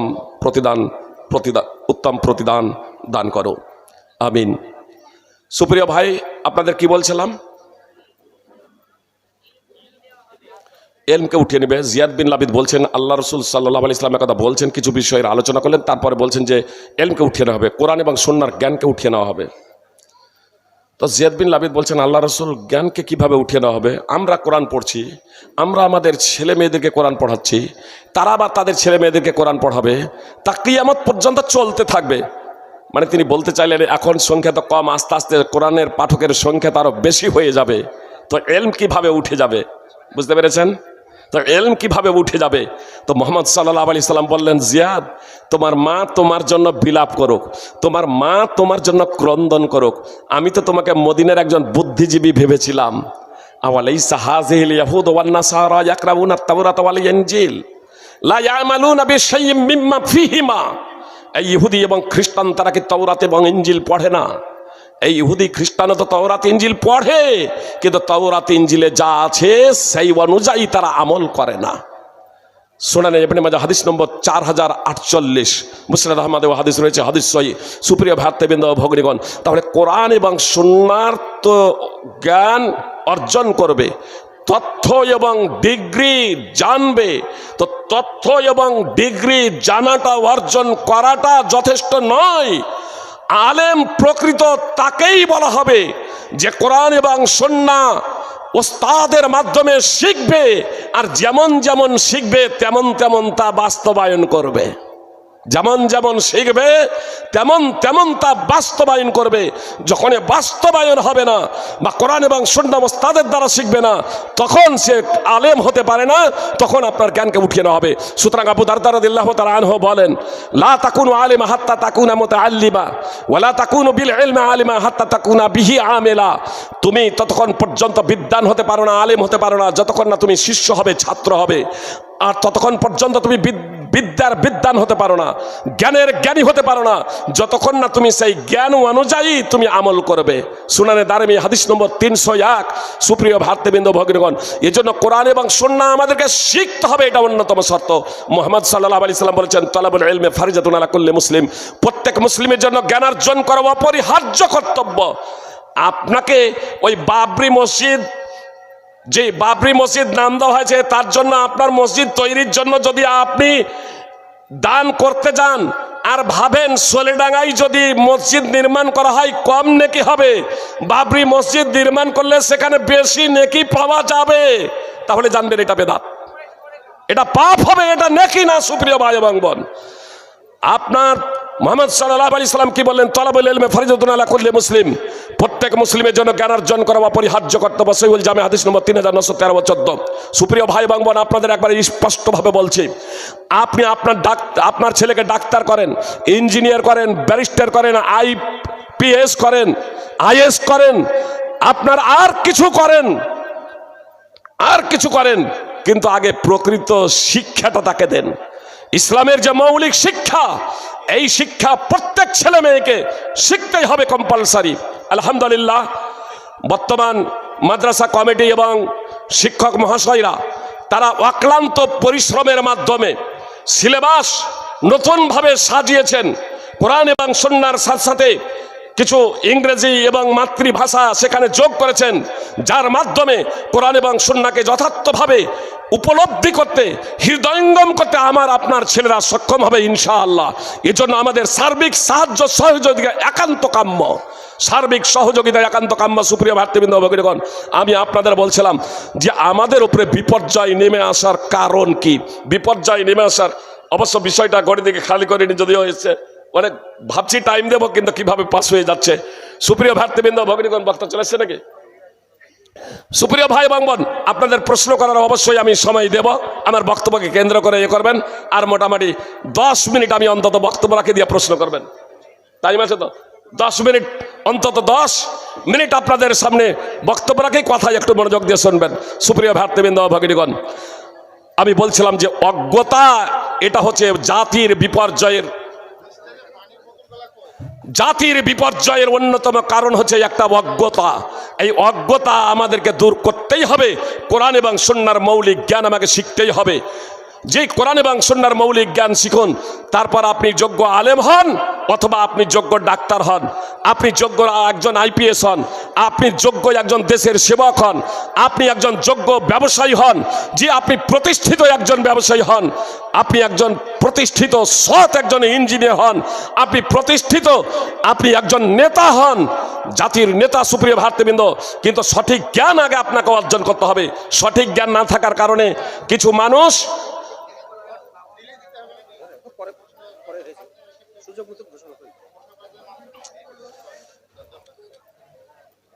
আগের যখন হলো, অবশ্য শেখ পরে বলছিলেন, বলে দিই, উমর ফারুক শেখ সলুয়াডাঙ্গা থেকে 10,000 টাকা এনে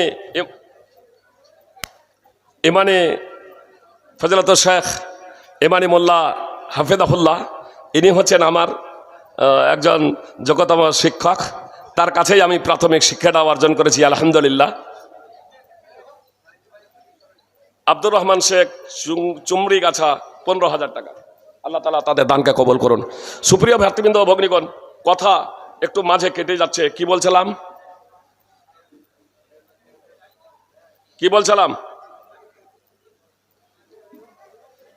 জ্ঞান, সঠিক জ্ঞান অর্জন করতে হবে। আমাদের সঠিক জ্ঞান না থাকার কারণে, সঠিক জ্ঞান ইসলামের মৌলিক জ্ঞানটা না থাকার কারণে আমরা কিভাবে বিভ্রান্ত হয়ে যাই একটা উদাহরণ দিয়ে আপনাদের বুঝতে সুবিধা হবে। কিছু ব্যক্তি বলে জিহাদ ফরজ।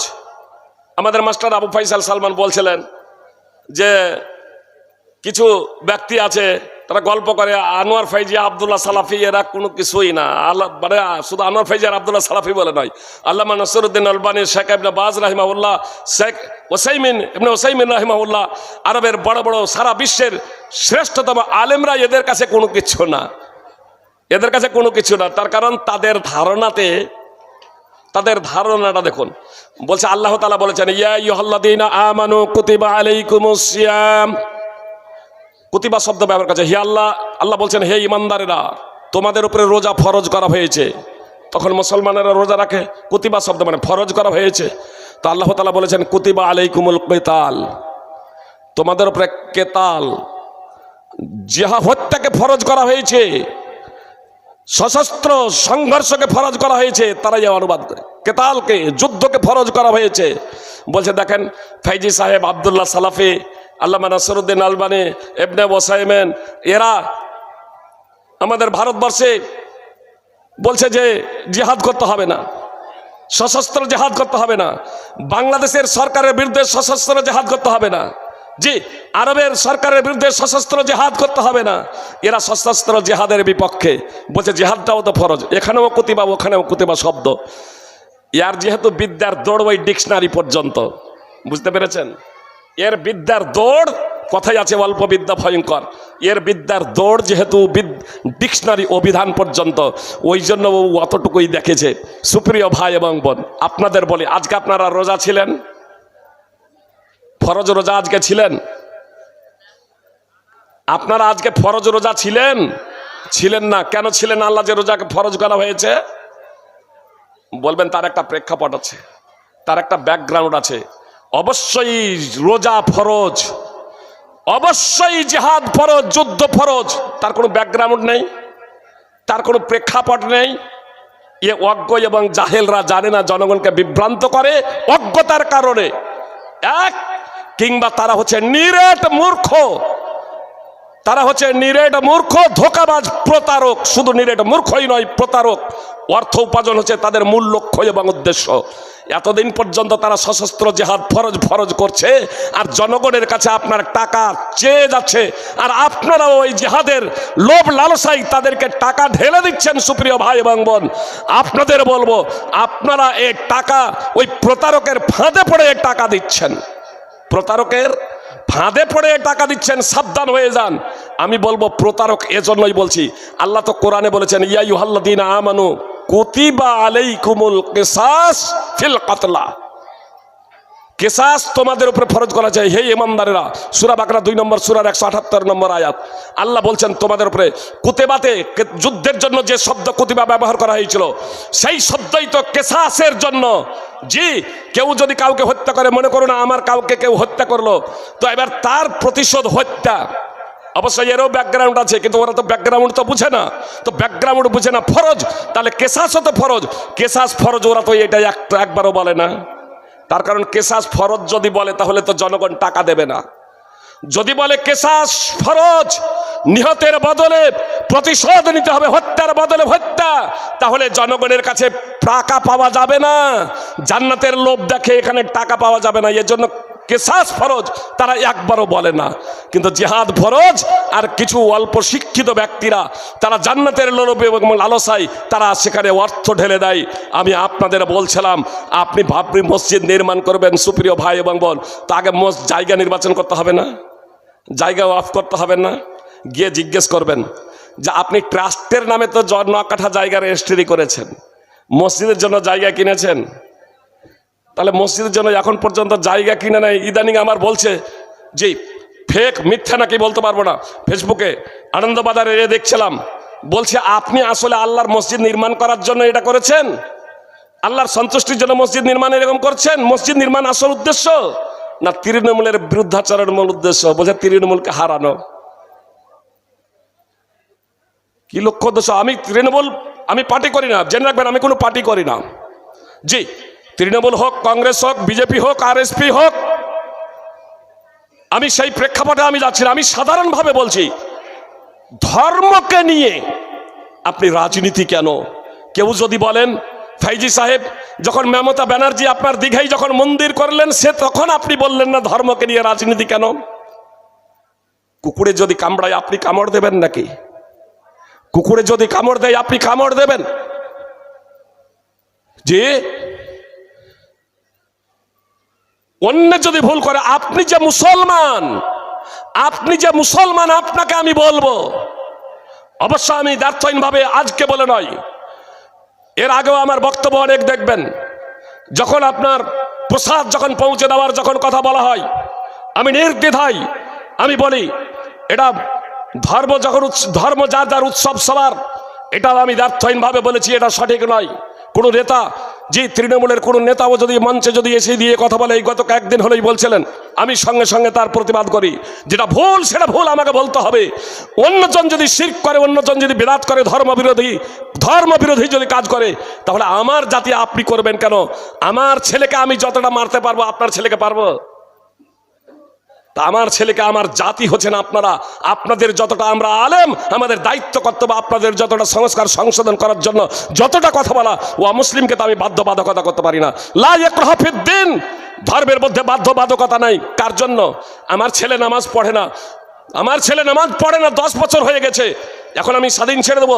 15-20 বছর হয়ে গেছে বিছানায় শুয়ে আছে, আযান দিচ্ছে মুয়াজ্জিন, হাইয়া আলাস সালাহ, হাইয়া আলাল ফালাহ, আমি নামাজ পড়তে যাবো, ছেলেকে ডেকে যাবো না? আল্লাহ রাসূল সাল্লাল্লাহু আলাইহি সাল্লাম বলছেন 10 বছর হয়ে গেলে নামাজ না পড়লে তাকে মারো, মারো। শুনেন আবি দাউদ হাদিস নম্বর 495। কিন্তু আমি তো আপনার ছেলেকে মারতে পারবো না। তাহলে আমার ছেলে মুসলমান, এদেরকে বাধ্য করা যাবে, কিন্তু অমুসলমান আপনার ছেলেও যদি হয় আর যদি অমুসলমান হয়, তখন আপনি বাধ্য করতে পারবেন না। সুতরাং আনসার যাদের সন্তান আপনার ইহুদি হয়ে গিয়েছিল মুহাম্মদ সাল্লাল্লাহু আলাইহি সাল্লামের মদিনা যাওয়ার আগে, একটা পর্যায়ে ওই আনসারেরা বলেছিল আমার ছেলেদেরকে, আমাদের সন্তান যারা ইহুদি হয়ে গেছে, তারা যেহেতু মুসলমান হয়ে গিয়েছিলেন, তারা বললেন আমরা আমাদের সন্তানদের মুসলমান বানিয়ে দেব। এই প্রেক্ষাপটে আল্লাহ তাআলা পবিত্র কোরআনে আয়াত অবতীর্ণ করেছেন, লা ইকরাহা ফিদ্দিন, ধর্মের মধ্যে বাধ্যবাধকতা নেই, অর্থাৎ বলপূর্বক কাউকে মুসলমান বানানো যাবে না। যেহেতু ওই আনসাররা খ্রিস্টান থাকা অবস্থায় তাদের ছেলেরা ইহুদি হয়েছিল, আর তারা মুসলমান হয়েছে, কিন্তু তার ছেলেরা ইহুদি, ওই জন্য ইহুদিদেরকে বলপূর্বক মুসলমান বানানো যাবে না, অমুসলিমকে মুসলমান বানানো যাবে না। কিন্তু আপনার ছেলে যখন, আপনার সন্তান, আপনার ছেলে যখন মুসলমান, আপনি মুসলমান, আপনার ছেলে মুসলমান, আপনার ছেলেকে প্রহার করতে হবে নামাজ না পড়ার জন্য। ইসলামটাকে বুঝতে হবে সুপ্রিয় ভাতৃবৃন্দ, ভগিনীগণ। আল্লাহ তাআলা বলছেন, আল্লাহ তাআলা স্পষ্টভাবে বলছেন, তোমাদেরকে তোমাদের জীবন এবং সম্পদের ব্যাপারে পরীক্ষা করা হবে। তোমাদেরকে তোমাদের জীবন এবং সম্পদের ব্যাপারে পরীক্ষা করা হবে।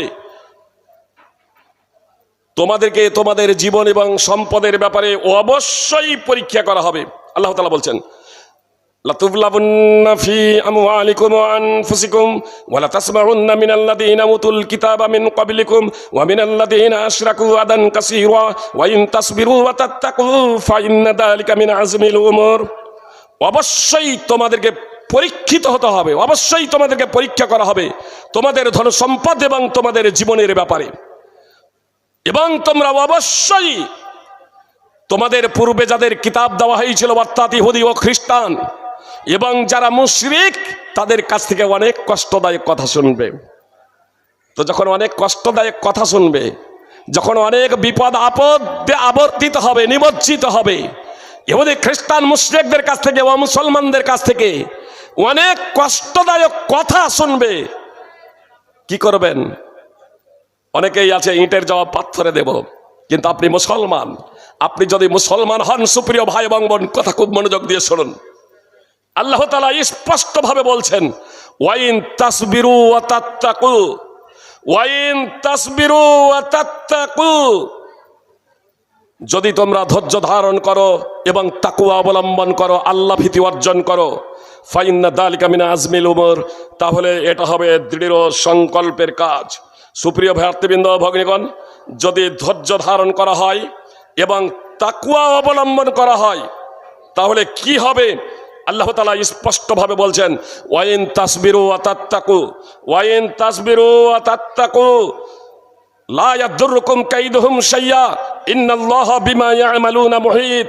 যদি তোমরা ধৈর্য ধারণ করো এবং তাকওয়া অবলম্বন করো, তাকওয়া বলতে আল্লাহ তাআলার বিধিনিষেধকে সাধ্যমতো মেনে চলা, এক কথায় পবিত্র কোরআন এবং সুন্নাহকে সাধ্যমতো মেনে চলা, আল্লাহ যা আদেশ করেছেন তার বাস্তবায়ন, আর যা থেকে নিষেধ করেছেন তা থেকে বিরত হয়ে যাওয়া।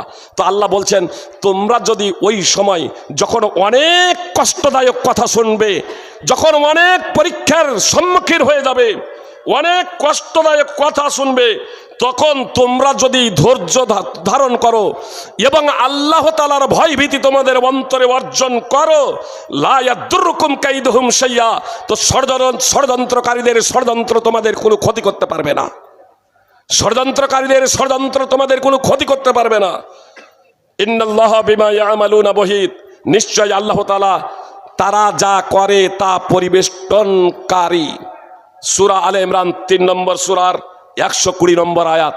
এর আগে যে আয়াতটি তেলাওয়াত করলাম, সেই আয়াতটি সূরা আলে ইমরানের 3 নম্বর সূরার 186 নম্বর আয়াত।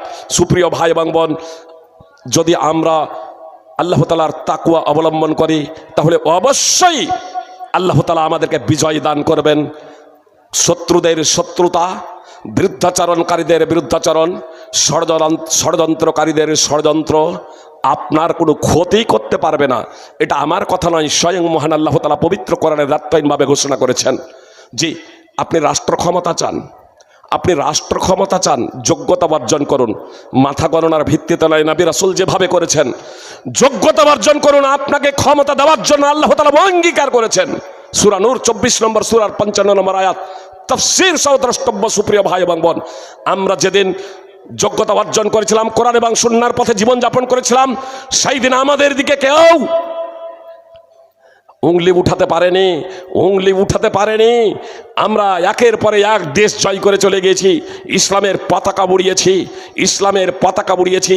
অন্যান্যরা তারাই আমাদেরকে আহ্বান জানিয়েছে, আমরা জুলম নির্যাতনের শিকার, আমাদেরকে ন্যায় এবং ইনসাফ দিন, আপনারা শাসন ক্ষমতা প্রতিষ্ঠা করুন। সুপ্রিয় ভাই এবং বোন, ইসলাম তরবারির দ্বারা প্রসার লাভ করে নাই। ইসলাম আদর্শ ব্যবহার, ইসলামের বাস্তবতা সত্যতার মাধ্যমে ইসলাম প্রসার লাভ করেছিল। আজকে মুসলমানরা আমরা পবিত্র কোরআন এবং সুন্নাহকে ছেড়ে দিয়েছি, আর পবিত্র কোরআন এবং সুন্নাহকে ছেড়ে দেওয়ার কারণে আজকে আমাদের এই করুণ অবস্থা। মুহাম্মদ সাল্লাল্লাহু আলাইহি সাল্লাম বলেছেন, যখন জাতি আল্লাহ এবং তার রাসূলের চুক্তি লঙ্ঘন করবে, তখন বিজাতি বেধর্মীদের তাদের উপরে শাসক বানিয়ে দিবেন। আজকে বেধর্মী আমাদের উপরে শাসক, তারা তাদের সহায় সম্পদ নিয়ে যাবে, মুসলমানদের কিছু সম্পদ তারা নিয়ে নেবে, ছিনিয়ে নেবে। সুপ্রিয় ভাই এবং বোন, অক্ষরে অক্ষরে মুহাম্মদ সাল্লাল্লাহু আলাইহি সাল্লামের 1400 বছর পূর্বের ভবিষ্যৎবাণী আজকে আপনি মিলিয়ে নিন যে কিভাবে আমাদের সম্পদকে ছিনিয়ে নেওয়ার পাঁয়তারা চলছে। সুপ্রিয় ভাই এবং বোন, মুহাম্মদ সাল্লাল্লাহু আলাইহি সাল্লাম বললেন, ওয়ামা লাম তাহকুম আইম্মাতুহুম বিকিতাবিল্লাহি ওয়া ইয়াতাখায়্যারু মিম্মা আনজালাল্লাহু ইল্লা জাআলাল্লাহু বাসাহুম বাইনাহুম। আর যখন ইসলামী বিচারকগণ, আলেম ওলামা, ধর্মীয় পণ্ডিতগণ যখন আল্লাহর কিতাব অনুযায়ী ফাইসালা করবে না, আল্লাহ যা অবতীর্ণ করেছেন তা গ্রহণ করবে না, কোরআন এবং সুন্নাহ অনুযায়ী চলবে না, কোরআন সুন্নাহ অনুযায়ী চলার জন্য জনগণকে সার্বিকভাবে নির্দেশ দেবে না, তখন আল্লাহ তাআলা তাদের মধ্যে ঝগড়া বাঁধিয়ে দেবেন। আল্লাহ তাআলা তখন তাদের মধ্যে বিবাদ বাঁধিয়ে দেবেন। সুনানে ইবনে মাজাহ হাদিস নম্বর 4019। আজকে দেখছেন না কিভাবে ঝগড়া চলছে। মুসলিম দেশে, বাংলাদেশে ক্ষমতায় কে আছে? মুসলমান। সংখ্যাগুরুকে মুসলমান ক্ষমতায় গেলেই শান্তিতে থাকবেন? কখনো না। বাংলাদেশ তার উদাহরণ। সুপ্রিয় ভাই এবং বোন, শান্তি যদি পেতে হয় তাহলে ইসলামকে শিখে তার বাস্তবায়ন আমাদের করতে হবে। কথা আগে বাড়াচ্ছি না, যেহেতু না হলে সময় পাবো না। আমার বক্তব্যকে কেন্দ্র করে প্রশ্ন করবেন। আরও অনেক কথা ছিল বলার, কিন্তু যেহেতু সময় এর দিকে লক্ষ্য রেখে আরও বড় বড় অনেক আলেম আছেন, তাদের বক্তব্য আপনারা শুনবেন। আপনারা প্রশ্ন করার আপনাদের স্বাধীনতা দিলেন, আপনারা প্রশ্ন করতে পারেন। আমার বক্তব্যকে কেন্দ্র করে আবারও বলছি, বোঝার প্রচেষ্টা করুন। আপাতত এই মুহূর্তে আমাকে জোহরের নামাজ 4 রাকাত না 3 রাকাত এই প্রশ্ন করবেন না। আমার বক্তব্যকে কেন্দ্র করে যদি আপনাদের প্রশ্ন থাকে তাহলে আপনারা প্রশ্ন করেন, অন্যথায় কোরআন এবং সুন্নাহ মনোযোগ দিয়ে শুনেন এবং কোরআন এবং সুন্নাহ বাস্তবায়নের সর্বাত্মক প্রচেষ্টা করেন, সর্বাত্মক প্রচেষ্টা করেন। ইনশাআল্লাহ আমাদের উপরে শান্তি নেমে আসবে।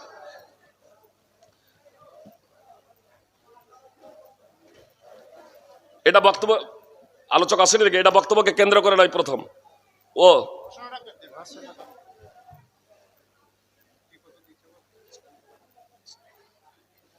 কি লিখেছেন?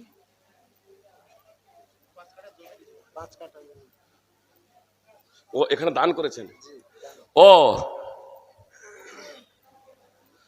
আজিজুল মোল্লার বোন মৃত শাহিদা বিবির নামে 5 কাঠা জমি লক্ষ্মীজোলার মাঠে এই মাদ্রাসার নামে দান করছেন।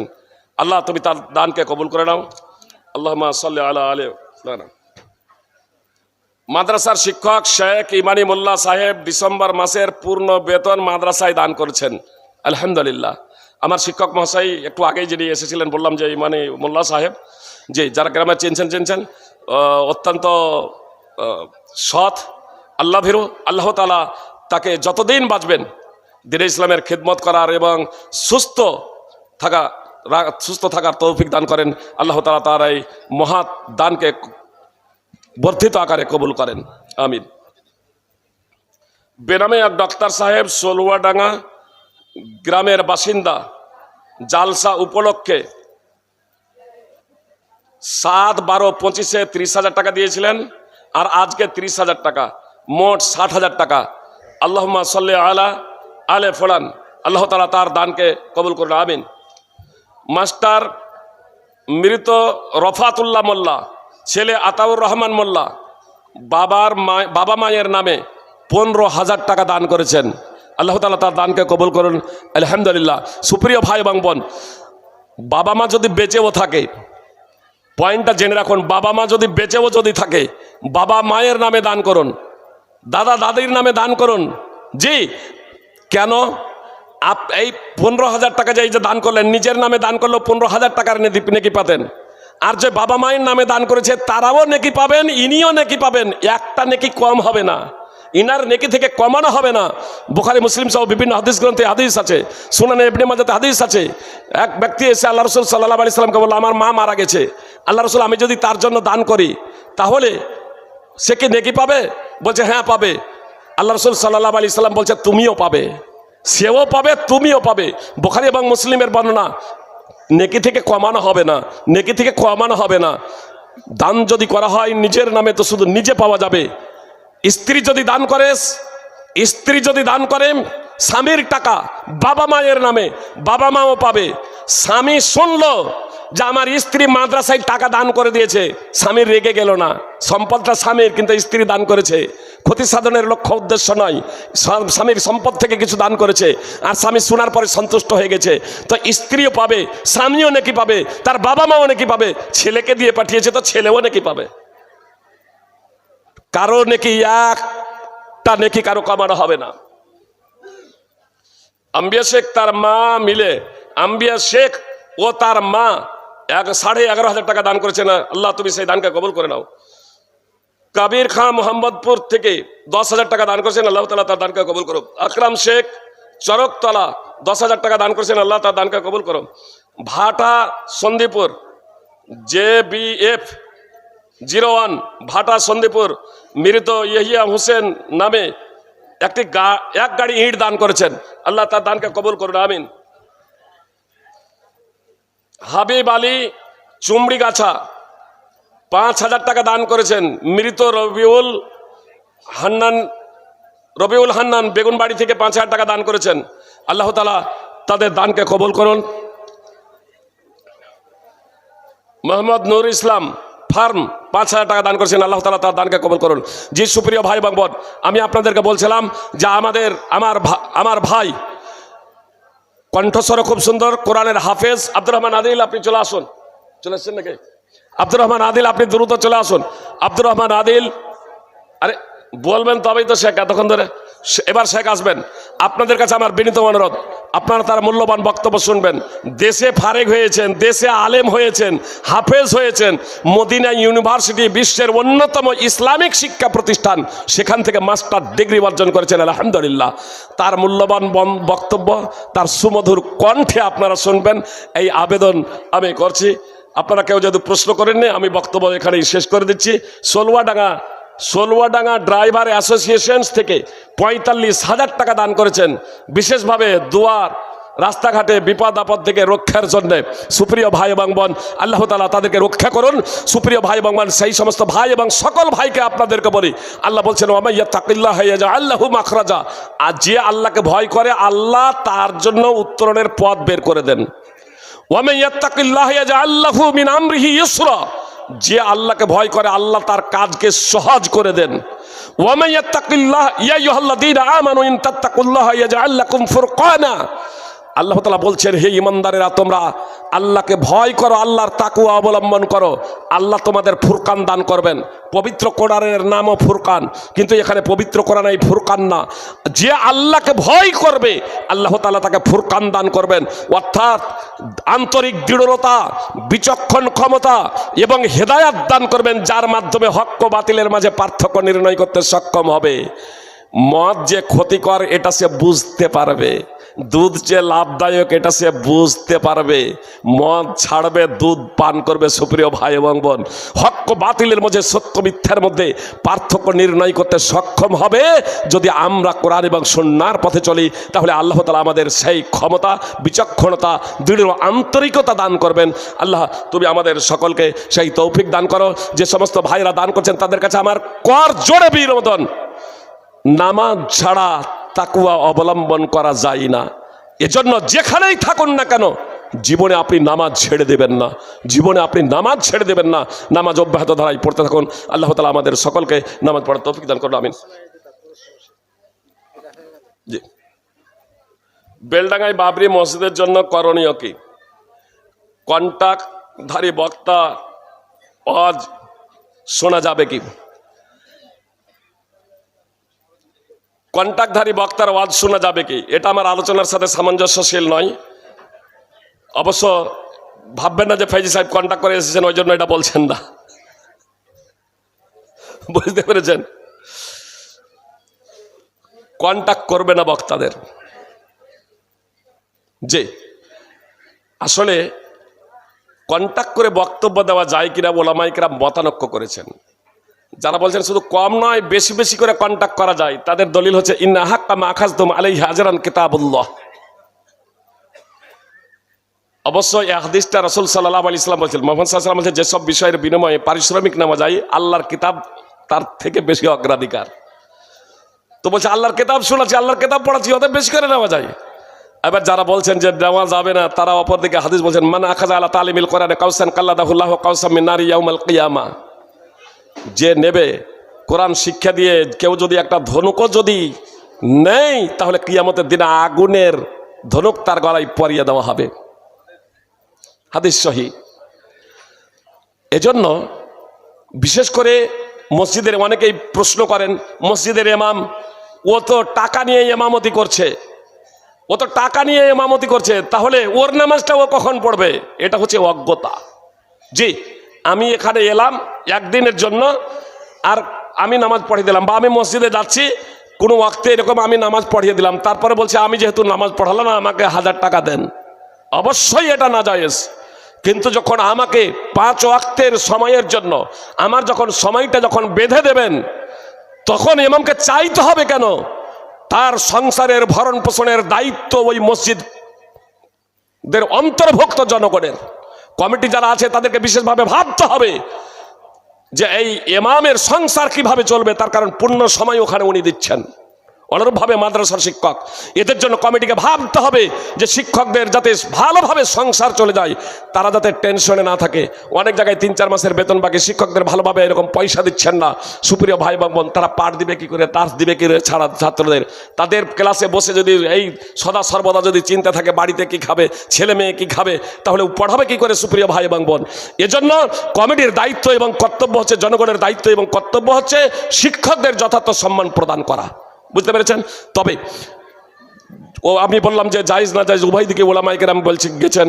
আমি শুধু আপনাদের কাছে এতটুকু অনুরোধ করব এবং বক্তাদেরকে আমি বিশেষভাবে বলি যে আজকে আমাদের বক্তব্যে প্রভাব বা প্রতিক্রিয়া সৃষ্টি হয় না, এর অন্যতম কারণ হলো যে আমরা পেশাদারি হয়ে গেছি। আমাদের এই পেশাদারিত্ব বর্জন করতে হবে। একমাত্র আল্লাহ তাআলার সন্তুষ্টির জন্য আমাদের বক্তব্য রাখতে হবে। জনগণ স্বেচ্ছায় স্বতঃস্ফূর্তভাবে খুশি হয়ে আনন্দের সহিত যা দেবে সেটা গ্রহণ করবেন। কখনো যদি কোথাও না দেয় তাহলে দুঃখ করবেন না, তাহলে দেখবেন ইনশাল্লাহ জাতি পরিবর্তন হবে ইনশাল্লাহ।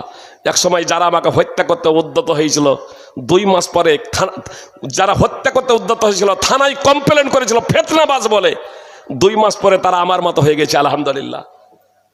গোটা গ্রাম যে নেতৃত্ব দিয়েছিল সেও, তার কারণ যখন বুঝলো যে এটাই হচ্ছে ইসলাম, এরাই হচ্ছে আসলে ইসলামের প্রচারক। সুপ্রিয়